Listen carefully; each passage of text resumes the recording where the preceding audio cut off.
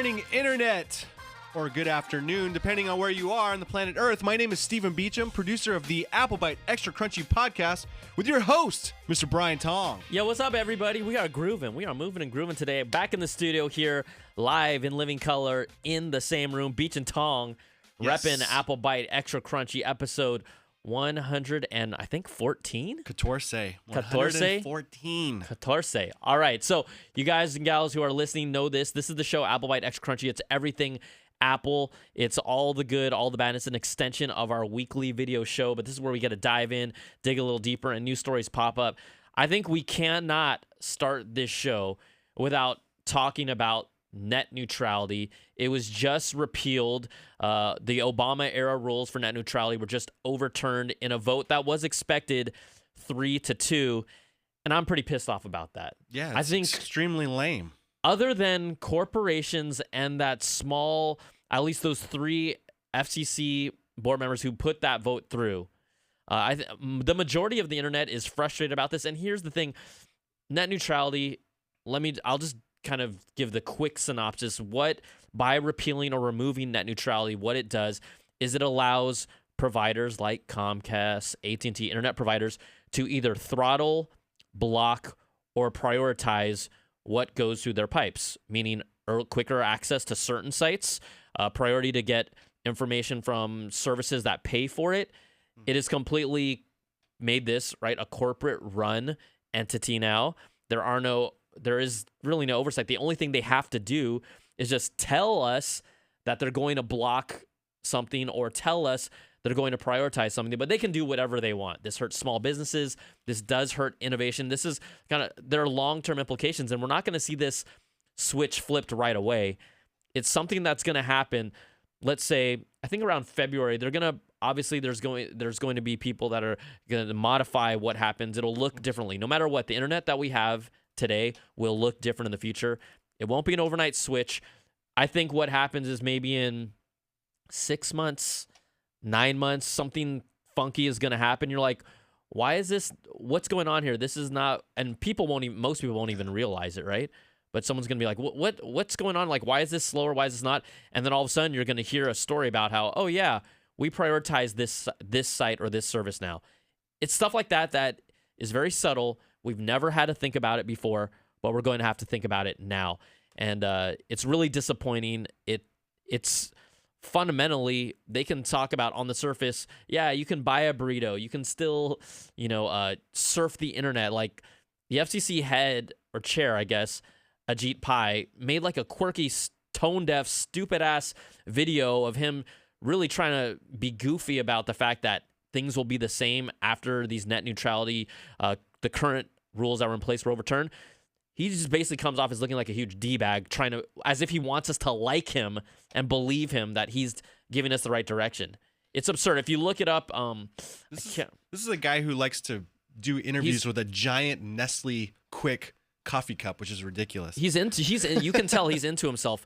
Yeah. It's par for the course, if you know what I mean. We're not going to get into that. It's funny for an administration that is cutting regulations from everything. They just added a massive regulation to the internet, which is completely just uncalled for, and they're just going to slow everything down. And I've already been seeing a lot of things on Instagram and other places that they're fake things, but they're kind of like foreshadowing the future. Like I saw on Instagram, if you go through, I was going through someone's stories, and then I got to one thing that said, if you want access to Instagram stories, pay $5. It's like stuff like that is possible. I mean, I'm not saying it's going to happen, but stuff like that is possible, Well, they can even, this doesn't mean it's going to happen yet, but I'm sorry, my brain is all over the place today, but even in other countries that basically eliminated net neutrality rules and allowed corporations to take control and do what they deem is important to them, because what do corporations care about?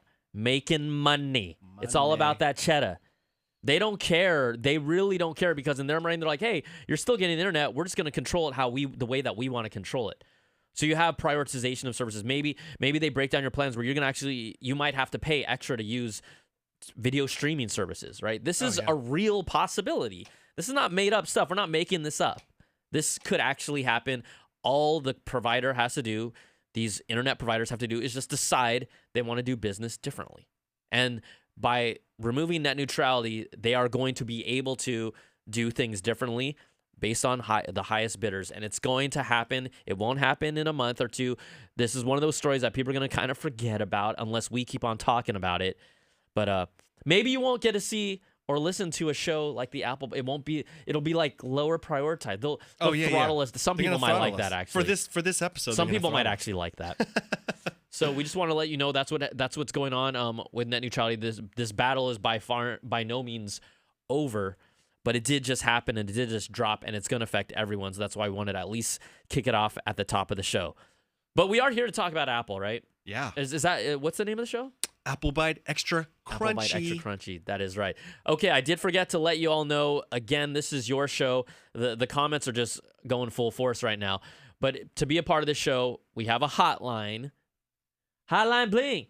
All you got to call us is at 1-800-616-2638. That is to get into our voicemail system. We have plenty of voicemails this week.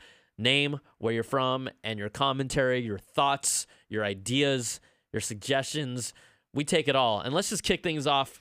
The big story from Apple this week is the launch of the new iMac Pro. Oh, man. Their my $5,000 machine. Again, I just saw the price tag, and I was like, I'm shocked. Well, it's a 5K screen, so you got to charge $5,000 for it. Quite honestly, God. I'm actually not hating on the iMac Pro from a standpoint of if you stack up, the specs and what's involved in this machine. Let's just talk about the raw power here. The base model, I'm not going to go through everything because you don't want to hear all this. The base model of 3.2 gigahertz, 8-core Intel Xeon processor. There's going to be multiple configurations, an 8-core, a 10-core. There's also going to be an 18-core available later on, a 14-core. There's multiple configurations available. I think someone even spec'd out the highest iMac Pro you could get, beefed up to the max, and it can go as high as $13,000. Oh my god! If you want. Again, this is catered to the pros, but what I also, here's two other things, right? The base model comes with 1 terabyte of solid state drive storage. It's kind of crazy. Radeon Pro Vega 56 with 8 gigs of memory. So that's just the baseline. The model that they've been giving to reviewers is a 10-core model with 16 gigs of video memory. It's even a better spec machine than the base model $5,000. Now, I think this is going to be a beast, even based on performance results. Marquez Brownlee and Jonathan Morrison got the machine basically a week before anyone else did. Favorite YouTubers, awesome dudes. Yep. J-Mo is a buddy of mine, so I got to give a shout out to him. But what happens is they spec'd it out, and basically on the multi-core Geekbench score, the iMac Pro 10-core model has a multi-core thread score of 37,400. Now, yeah, that's just a big number, but if you compare that to performance of the current iMac 5K, it's a 93% increase in performance. So These are beasts. You just have to pay for it. The other thing about this is, the only thing I don't like about this is in the past, at least the Mac Pro line or the Power Mac line, whether it's the G4, the G5, it was at least within reason for a user to be able to, pay $2,000, $3,000. It wasn't a $5,000 machine that was not upgradable. That's the biggest issue I have. This is going to be a machine that maybe corporations are going to invest in, high end. It's going to be able to handle virtual reality, 360-degree video, rendering and outputting, these amazing videos that people are shooting, 4K, 8K videos. It's going to be able to crunch right through that. But this is not really for your general, even prosumer. Even for it's borderline prosumer. So that's my biggest issue. And the other thing that I've talked to you all about on this show is the reason why I was frustrated by the iMac Pro more than anything else is this was an indication of what Apple's idea and Apple's vision of a professional computer was moving forward. That's why after the Mac Pro garbage can design, we never saw something for 4 years. They were set on the iMac Pro being the Pro machine, and then it was in April of 2014 where they came out and they're like, you know what, we might have made a mistake with the we might have made a mistake with the Mac Pro.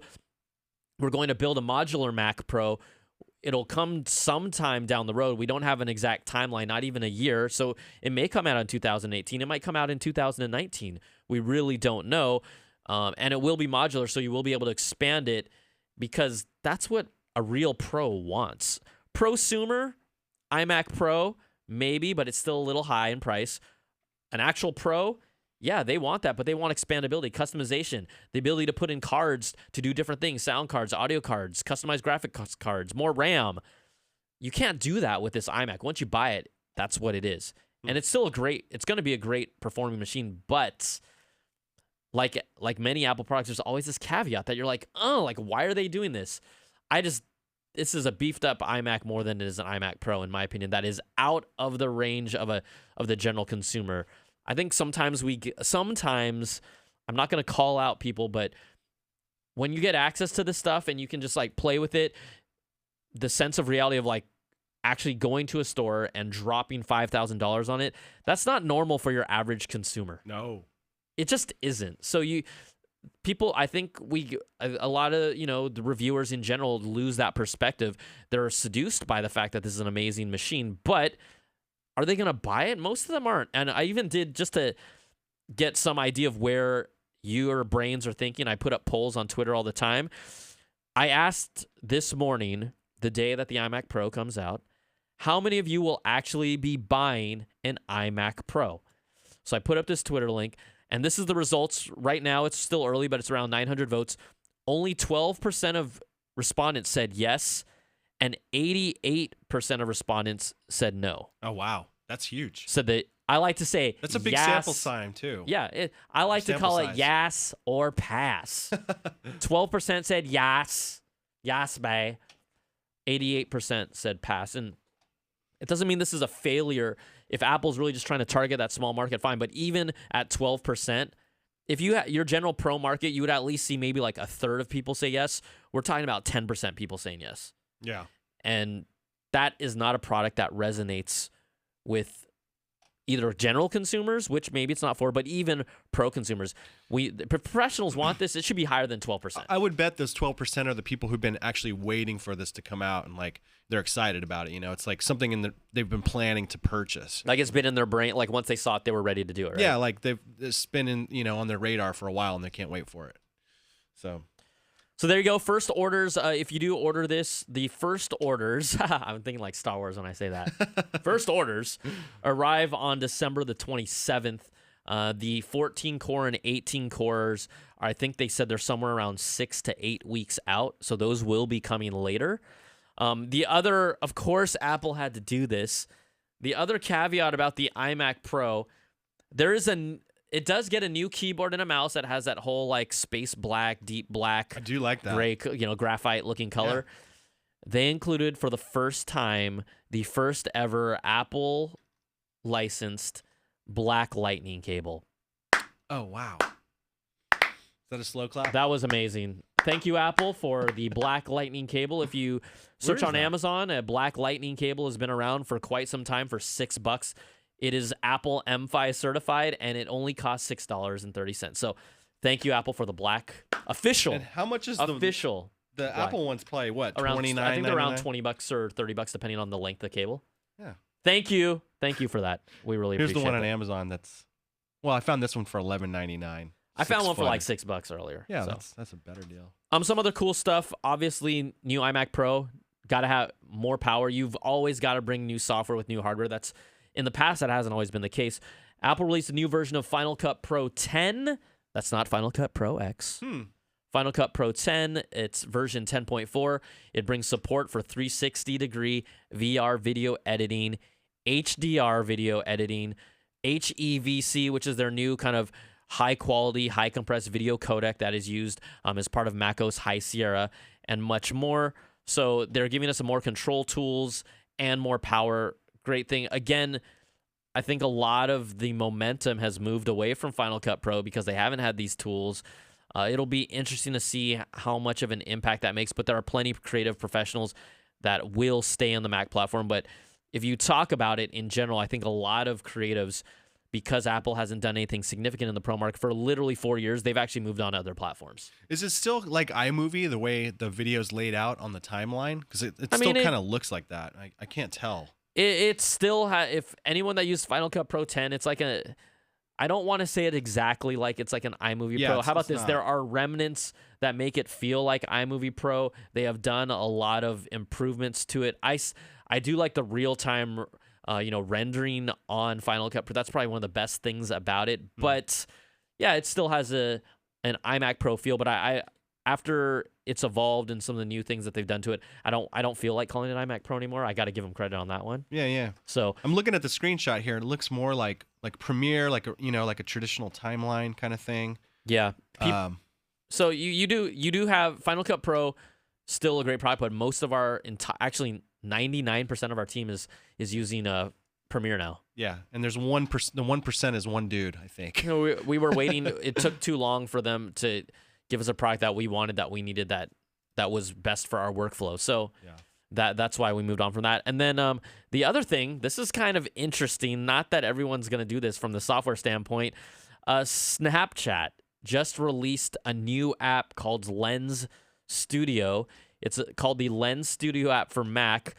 There's even like a video clip that shows it in that article, and it's basically a Snapchat filter that you can build on your Mac and then actually publish it with like a special code that people. So although Snapchat may not officially support it, it creates like a code that's integrated into the app that then you can then use, send it off to friends. It can be shared, and then they can play with your little Snapchat Lens creation. Well, I think that's pretty cool. I mean, that's going to create a lot of new content. Someone pitched the BTZ hair Snapchat lens filter. I mean, why aren't we doing that at CES? Dude, yeah. I'm not the one that's going to pitch that because that's really self-indulgent. Is this available now? They just released that app.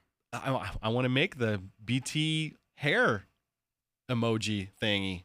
Someone's gonna. This is how you know if it's gonna get made. If our actual marketing department listens to the show, they're not gonna get it made. Yeah, I'm just being real with y'all. All right, let's take a little breather here. We've got to show love for our sponsors that keep this show popping, moving, and also you, the audience that continues to watch it in large numbers. That's why we get sponsors, because they're like, oh, we want our goods to be talked about on the Apple Byte Extra Crunchy. Check this out. Wi-Fi is something you don't think you really need until you don't have it or it's not working properly. So video, it's buffering. There's Wi-Fi dead zones around the house. There's too many devices connecting to everything. It's just slowing this whole thing down. It's like net neutrality. In a way, maybe. I don't know. I don't want to. Someone's going to be like, kidding. No, Beach. It's not. With the holidays, there's more people connecting to the home. You want to make your network and make sure it's tight. But when was the last time you upgraded your Wi-Fi at home? If you want better Wi-Fi everywhere, check out the award-winning Orbi Wi-Fi system from Netgear.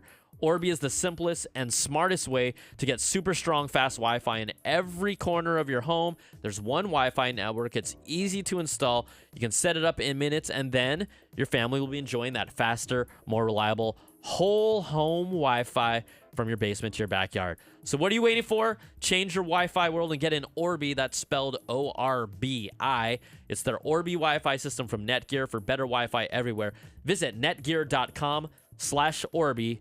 Netgear.com, O-R-B-Y. Sweet. You got that? Got it. Got it. All right, let's keep on rolling through the show. The other big news of the week, without a doubt, come on, Apple acquires Shazam. Oh, man, yeah. They acquired them for roughly $400 million. It was funny because an article said, I think back in 2015, Shazam was actually, I think their value was estimated at $1 billion. Are you serious? I'm serious. $1 billion? How did they get a deal? Well, but they didn't get a deal when they were valued at $1 billion, but they got a deal with Apple 2 years later for $400 million. That's crazy. This happens like when a product is hot, right? Before you really know sometimes the popularity dies after that time, right? But Shazam was purchased by Apple for $400 million. I think what's going to be interesting here is to see how this all plays out, specifically because Shazam is already plugged into the Apple Music service and Siri. In fact, as far back as iOS 8, whenever you ask I don't want to say it because I might set off people's devices. When you ask the S lady or guy, depending on the voice you set, to what's the name of the song, it's actually using Shazam as a third-party really? partner Huh. to get that information. That's not Siri at work. It's just Siri using Shazam.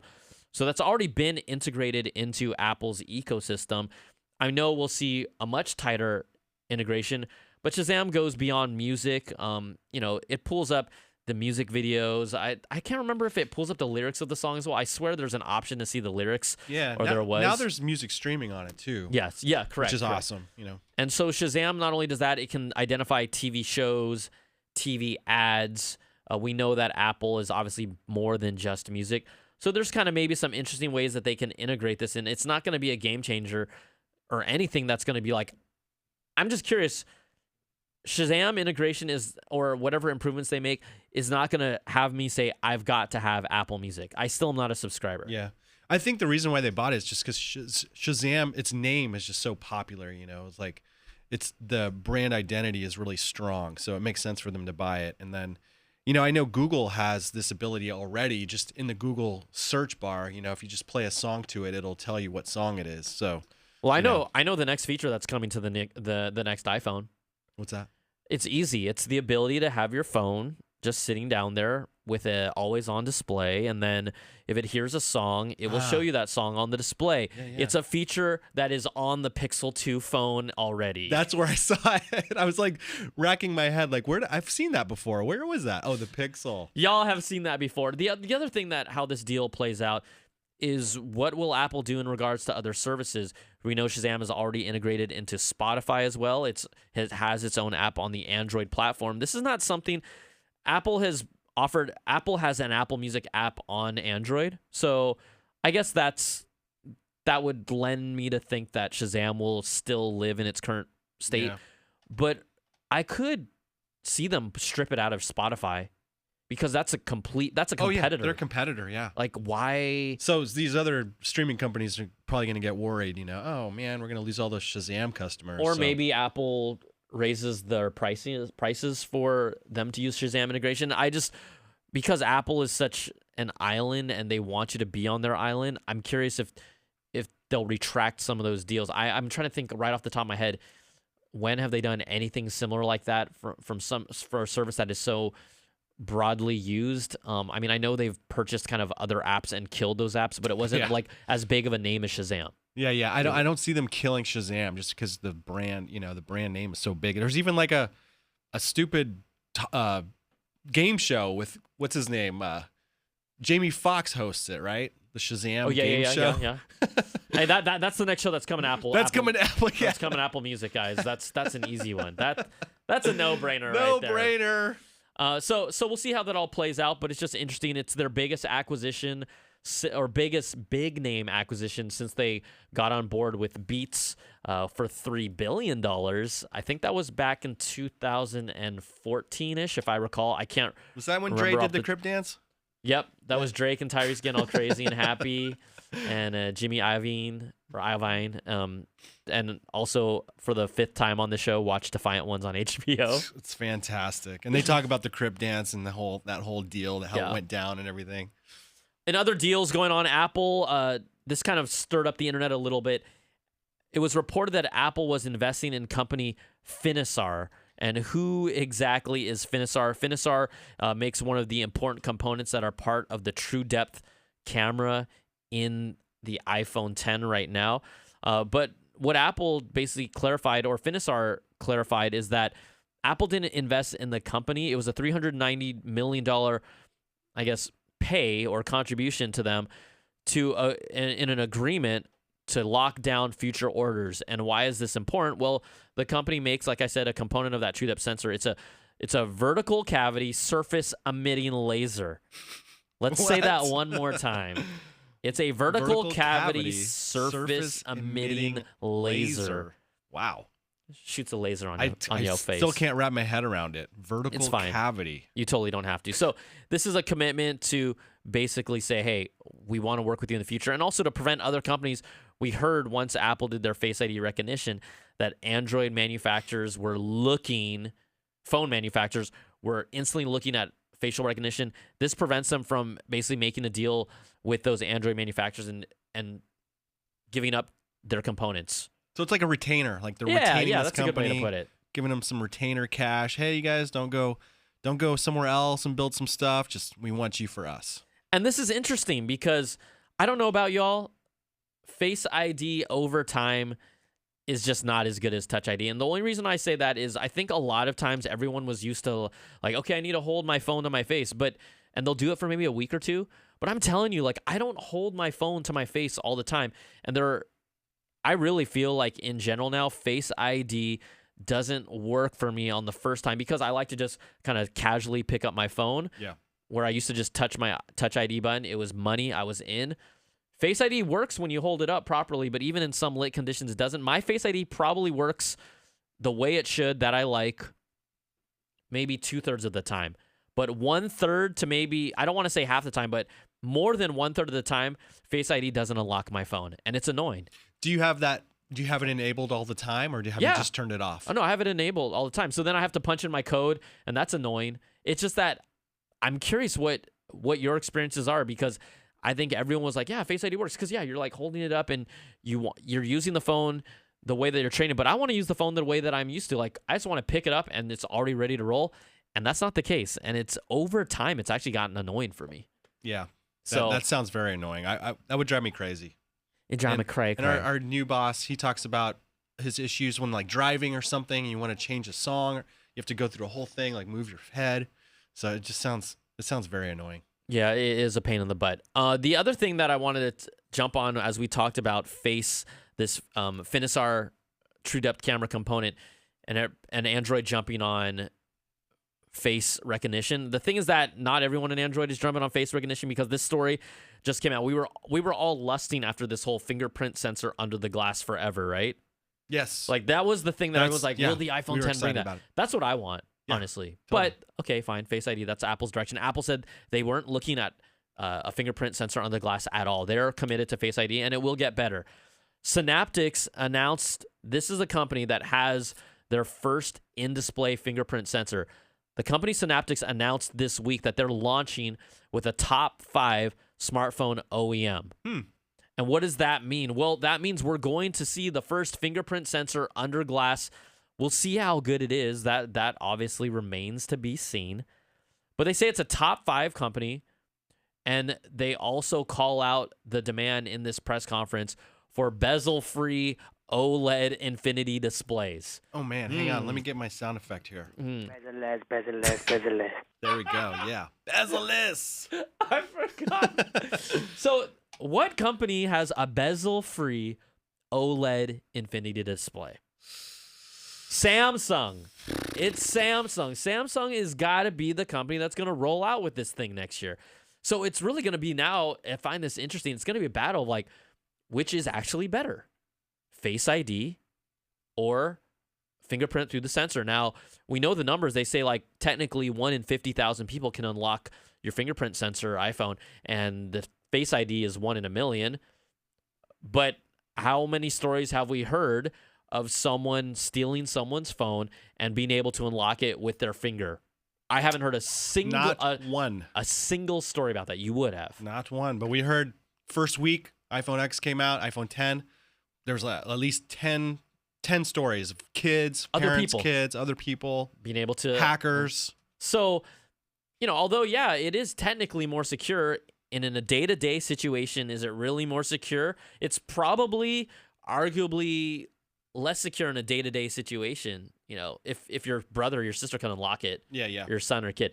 So either way, this sets up a really interesting dynamic between which platform has the better security from a standpoint of not only unlocking your phone, not only from a security standpoint, but from a speed standpoint. Mm-hmm.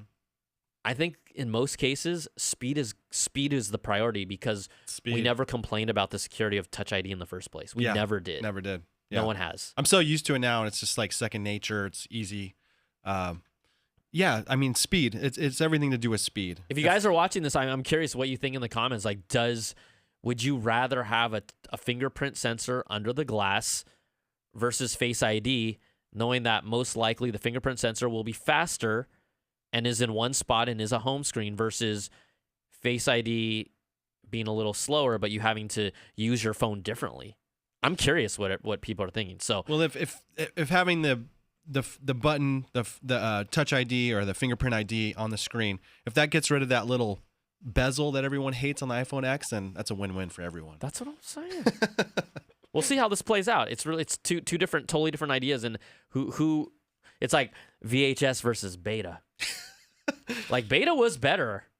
Beta great. Was better. Yeah. But VHS won out. It's also like HD versus, or what, HD video DVD versus HD DVD versus Blu-ray. Blu-ray. Yeah. HD DVD versus Blu-ray. Someone's got to win. All right, just some quick updates. Apple released iOS 11.2.1 to update that HomeKit remote sharing fix where someone could basically get access and unlock your smart locks and other smart devices remotely that wasn't you. iOS 11.2.1 also fixes this autofocus issue that some people with iPhone 10s, 8, and 8 Plus users were experiencing, where while you're focusing, it would kind of almost switch between the two lenses and you could see your image kind of fluctuating. It was annoying. They fixed that. And then the third thing is a lot of Sprint customers were recently unable to use Wi-Fi calling once iOS 11.2 rolled out. This was as far back as the iPhone 6 all the way to the iPhone 8s Plus. It was a carrier issue. They updated that. So in case you were wondering what the heck was happening, Sprint has that fix and has rolled out that as a carrier update. So just want to let you know that is good. Calling over Wi-Fi is very important, man. It is. Let me tell you, because there's a lot of times in a dead spot, and if I got Wi-Fi, I'm stoked. Shamel in the Periscope says, "Why do you always need a fix for the fix?" There's been a fix for a fix. I think arguably 4 or 5 weeks in a row now. It's funny. I mean, you fix something and it breaks something else. It's that's just a problem in our new technologically advanced society. I think it's also different though when it's a very public bug, like the iBug. That was atrocious. Yes, I still see it. I'm still seeing it. I'm still seeing it, dude. All right, we're gonna skip a couple stories, but I want to jump to, before we get to our calls, the last story of our show. This is always fun. This is Apple related. The top Google searches for the year. Beach, you can use the second link because it actually is the display from Google's article. It'll be able for us to see, but cool. This is what was trending in 2017. Before you look at this, Beach, though, are you looking or no? Don't look. It hasn't loaded yet. Okay. What do you think was the search term? What do you think was searched more in 2017? iPhone 10 or iPhone 8? I would have to say iPhone 10. Okay, well, if you look at the top 5 search trends across all of search, not just in different categories, all of search. Number 1, Hurricane Irma. Yes. All right. Very important, obviously. Number 2 was iPhone 8. I think that's number 3 because was iPhone 10. I think that's because the iPhone 8 was out longer than the iPhone X, and the iPhone X just came out a couple months ago. So maybe, this is the entire year. So that was part of it. And also, what the other part of it was? What's that? Everyone thought that it was going to be called iPhone 8 for the longest time. Oh, so really? People were already searching for iPhone 8 before the rumors of iPhone 10 were out. And if they had listened to a show like the Apple Byte Extra Crunchy, that iPhone X movement would have been like, maybe iPhone Future would have made that list of people. If everyone was listening, iPhone Future would have made that list. Yeah. But they weren't. Well, just a reminder, we did come up with iPhone X. You did come up with iPhone X before. I mean, I don't know if I did, but maybe on a public forum of. We said it on this show. I think we right marked away. the date. We probably marked the date. X gonna give it to you. Where my dogs? Matt Lauer, number 4. I wonder why. That's so sad, man. It is sad. Let's go over though to consumer tech. Consumer tech. Horrible. Consumer tech. Number 1, obviously iPhone 8. Number 2, iPhone 10. Number 3, Nintendo Switch. Number 4, Samsung Galaxy S8. And number 5, Xbox One X. Those are the top consumer tech trends for the year. There's a lot of other stuff. Are you still? Don't look at everything really quickly. Okay. I want to. I haven't looked at everything. Do you know what the number 1 song might have been? That's a good question. I don't know. Just throw out something. I'm gonna say, what's her name? Taylor Swift. Look what you made me do. Very good. That was number 5. That was number 5. Oh, okay. I'm gonna give you props for even breaking the top 5. Is it Cardi B? No, actually, surprisingly, I don't know why not. Despacito. Ah, okay. Yeah. Number one. Yeah. Number one. Gotcha. All right, should we get to the calls? Memes. Wait, can we just go through the memes? Oh, yeah, real let's do quick? the. Yeah, Cash me outside. Oh, yeah. That's definitely going to be it. Oh, Elf on the. Okay, yeah. That's what all I was wanted the to say. United Cash me outside. Airlines meme? Was it the. I think it was the dude like getting pulled off the plane. But who was got it a beat meme? up Did or someone something. make a meme out of it? I don't know.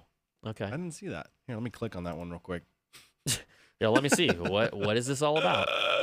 I don't know. No, it doesn't have any. It just has like data information. Nothing about what it is. All right, to the calls, y'all.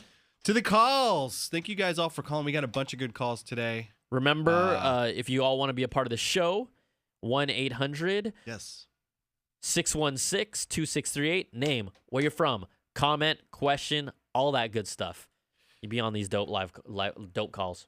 We had a lot of people requesting collaborations, which we probably are not going to take them up on, but thanks for calling anyway. We haven't done people. Okay, let's just get this out of the way. We haven't done a music video for any new products recently because we were told from the uppers that we can't do it. Yes. Like parodies specifically. So it's gonna take a little more time, but we're working on some new ideas. A music video will return in 2018, but the parodies will no longer live on. We could parody an Apple commercial, Which we've done. Something Which if we've it's silly. done. Yeah, which you know? we've done. But the music video specific parodies are dead. Which is a bummer. Which we fought about this for probably 6 months, at least 7 months. Yeah, we had a blast. We did like 5 of them, right? Oh no, I'm saying we fought. Oh yes, our we've been talking to management lawyers. Lawyers have this way of talking until you just give up because they're just going to tell you no, but talk to you in circles over and over and over. They're not trying to hear you. They're just trying to tell you. And then you're just like, screw it. We're going to do it a different way. Yeah. The last meeting, some of the things they said didn't make sense. We're like, okay, of course they didn't. We get that. So of course it didn't. We're just going to stop it before we get fired. But their argument was like, there's an argument for whether or not it's funny or not. I mean, come on. They were funny. When you have a lawyer that doesn't follow tech and doesn't even know what the Apple Byte is, and they said, this wasn't funny to me. Get out of here.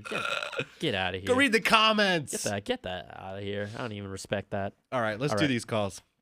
Here we go. Number 1. This guy is very excited about his Apple Watch. Hey, Beach and Tongue, Fred Foote from East Lansing, Michigan. Say, one of my favorite features of the Apple Watch that I've never heard mentioned is the flashlight. When you get your Apple, or when you get the watch face, just swipe up to the little utility screen, find the flashlight, and it is the most awesome, soft, perfect little light, not too bright, for getting from the bathroom to your bed or in dark spots. It's just fantastic. And then the coolest thing is to turn it off. Don't look for buttons. Just put your palm over the watch face, and it turns off automatically. Super sweet. Thought I'd mention it. Thanks for the job you guys do. Oh, yeah. He did a remix. He did a sped-up version of Apple Byte. It was his own. That was like his own Apple Byte Extra Crunchy bit. That was his show, yeah. That was his show. Thanks for calling. Yes, I just never use the flashlight because I actually don't think it's bright enough for me. But he did make a point. It's not too bright. It's a nice glow, and you can. Oh, he didn't mention you can swipe it to get a dimmer light, and then one I think is red. What? I use none of them. That's amazing. But I red use one. none of them. I wonder what the red light's for. It's not. It's I mean, maybe you want to go visit Amsterdam for a night. It's like for sexy time or something. Yeah, I sexy got the time. red light on my See, watch, look, baby. Here's the regular. Hold on. There's blue blinking too, huh? Wait, what is? Oh, that's the blinking one, and then this is the red one. And Wow. you can't. If you can't, I can't see them in the dark. It doesn't help me see anything. Yeah. I always use my iPhone flashlight to get around in the dark. Maybe it's my eyes that are having issues. I'm not gonna make jokes like that. No eye jokes. I just picked up on what you were joking about. Okay. It's horrible. It was slow. yeah. No, you're not supposed. No, you're. Some people don't even know what we're talking about still. I literally thought like you had bad eyesight, and then I realized what you were joking about. Okay, next call. Here we go.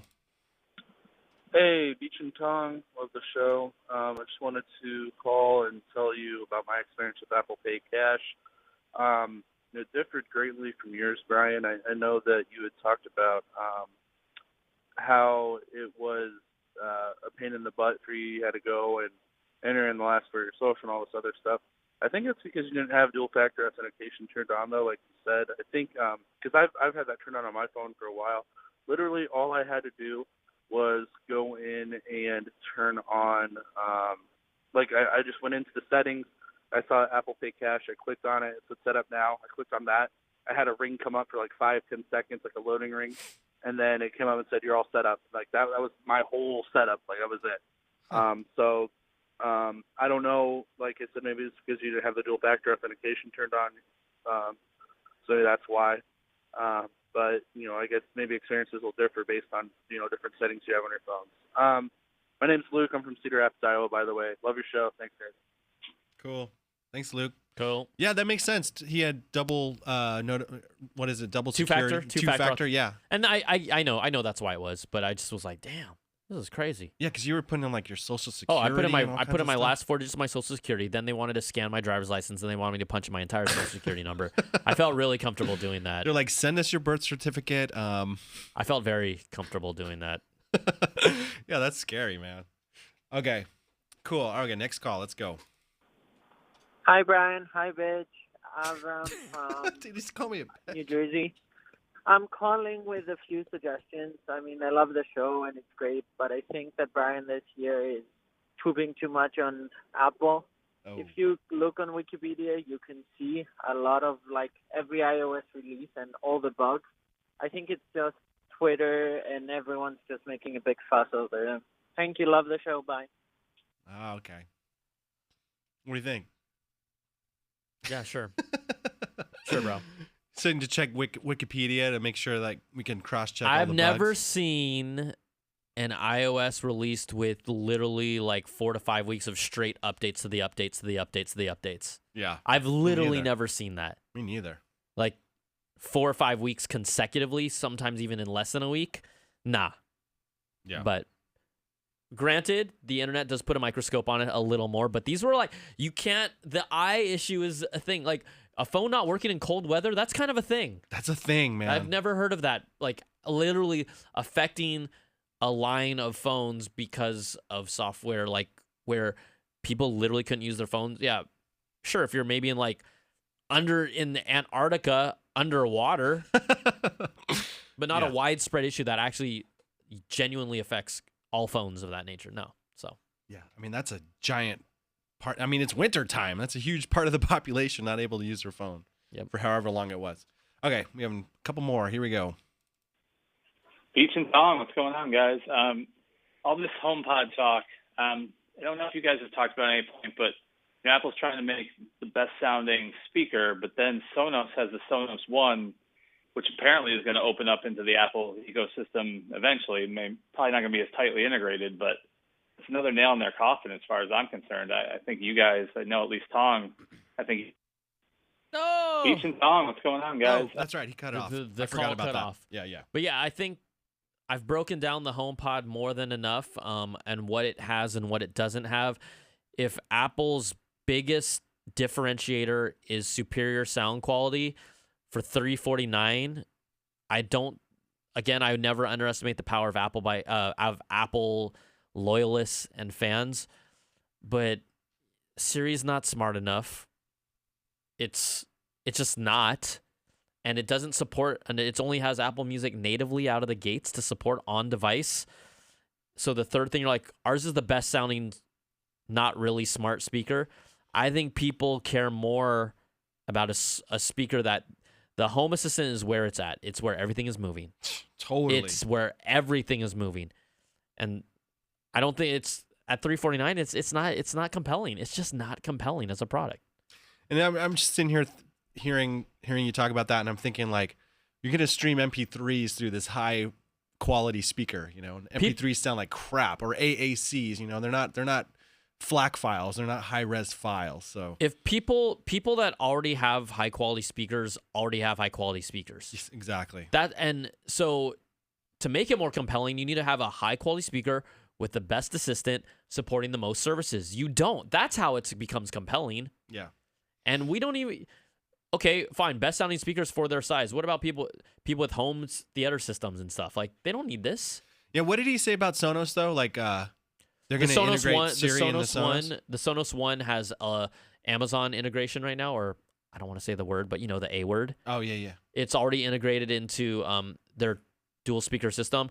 Their speakers don't look as large as the HomePod, so we'll see how that is. But it's still using beam forming to figure out like the layout of rooms and stuff like that, or to listen. So again, I'm going to buy an HomePod to review it, but right now I guarantee you I'm going to return it because I already have a Google Home and an Amazon system that works perfectly fine and supports everything. Yeah. I forgot to even talk about smart home support. Yeah. Totally. They all do it better right now. They do. Sound is not going to convince me to buy it or keep it. Okay, let's go to the next call. We got 2 left. Here we go. Someone's all, is this Hey, live? Yes, this show is live. Damien James. This is a live The show is live. Someone's like, baby. is this live? Yeah, it's live. Yeah, we could just get up and walk out of the room and still be streaming. Here we go. Hey, this is Damien James Agan. I'm from Pine Knot, Kentucky. And anyway, I had a really good idea for Apple Watch Series 4, whenever that may be released, of a really cool feature that could actually save lives and bring a whole lot more, really, to what it can and can be. But I noticed, okay, I guess I'll get right into it. I noticed that the Apple Watch obviously has the SOS feature. How cool would it be if it had the ability to detect, like, a stroke or something? Like, it had the ability to detect if you were to pass out or have low levels of blood pressure or blood sugar, whatever the condition may be. Maybe it could have a sensor that could detect that and prevent you from passing out or even dying even. I think it'd be really cool to mention on the show, and please give me a shout out. I'm on Facebook, and you can call me back at What? We're gonna I ain't gonna ditch call. his number. We're gonna call He him back. actually gave us our number. We almost played that part. There were 2 people that gave us their phone number this week. That's true.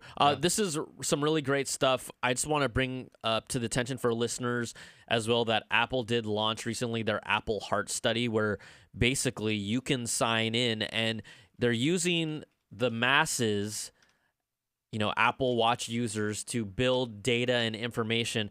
And the idea is to detect irregular heart rhythms, depending on, let's say if you're just sitting down doing nothing and all of a sudden you have an extremely irregular heart rhythm. They're using that to kind of link that to warnings and be able to build systems and get a larger knowledge base of how our bodies are reacting in different conditions to warn us, hey, maybe a stroke is coming up, your heart's, or whatever this is. I'd like to know that. No, so that's what they're really doing with this Apple Heart Study. The other product that is out there is this really interesting thing called the Cardia Band. Cardi B K-A-R. band? I know. I was gonna be like, dude, seriously. Okay, so when this product came out, I actually wanted to do a music video with it, but guess what? We couldn't. It's like, That would have been fun. it's called the Cardia Band. Are you for real?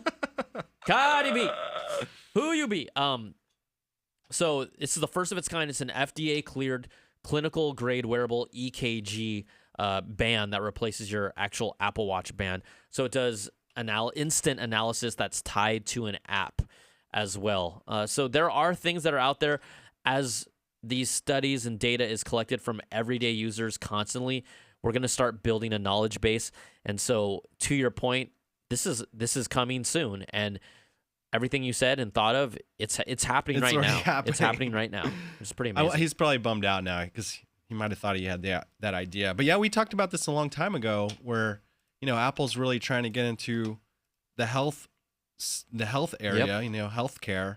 And there's probably going to be a time where you walk into a hospital and they're going to check you in and they're going to give you an Apple Watch, and that's going to monitor all your vitals and your heartbeat and everything. Blood pressure. Yeah, it'll send like an your weight. alert.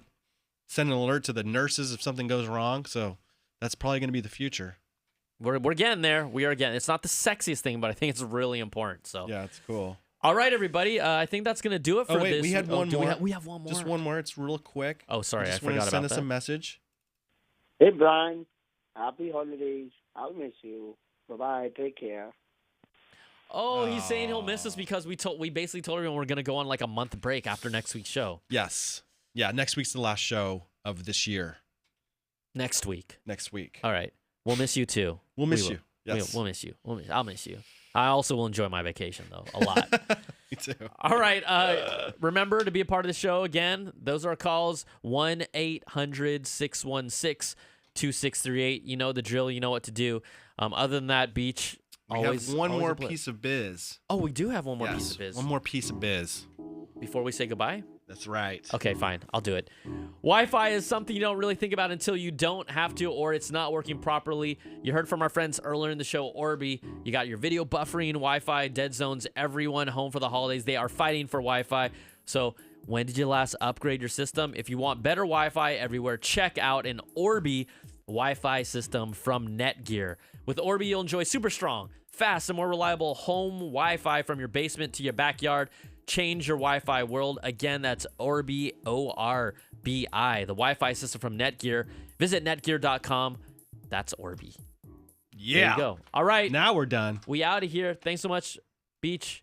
No problem, I guess I'll see man. you in a few weeks or Are you something. you're not gonna be here next week? All right. I'm not going to see you for like at least 2-3 weeks. Not until I'll miss you. Vegas. Not until Vegas. Vegas CES coming up soon, everybody. All right. We'll talk to you soon. Be safe, everybody. Enjoy your week or weekend whenever you hear us. We'll talk to you soon. Peace.